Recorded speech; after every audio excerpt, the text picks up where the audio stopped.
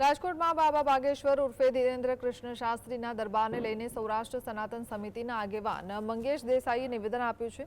તેમણે કહ્યું છે કે પરસોત્તમ પીપળિયાએ આપેલું નિવેદન તેમનું વ્યક્તિગત નિવેદન છે ને તેઓ સામાજિક અગ્રણી પણ છે।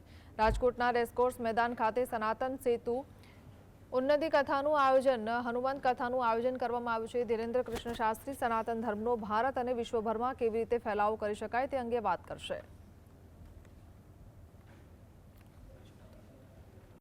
बागेश्वर धाम पीठाधीश्वर श्री धीरेन्द्र कृष्ण शास्त्री जी उपस्थित रही અને હનુમાનજીના ગુણગાન ગાય અને સનાતન ધર્મને કેવી રીતે સમગ્ર રાષ્ટ્રમાં સમગ્ર વિશ્વમાં વ્યાપ વધારવો એમની ચર્ચા હનુમાનજીના માધ્યમથી કરી ભક્તોને લોકોને એની માહિતી અને જાણકારી આપવાના છે।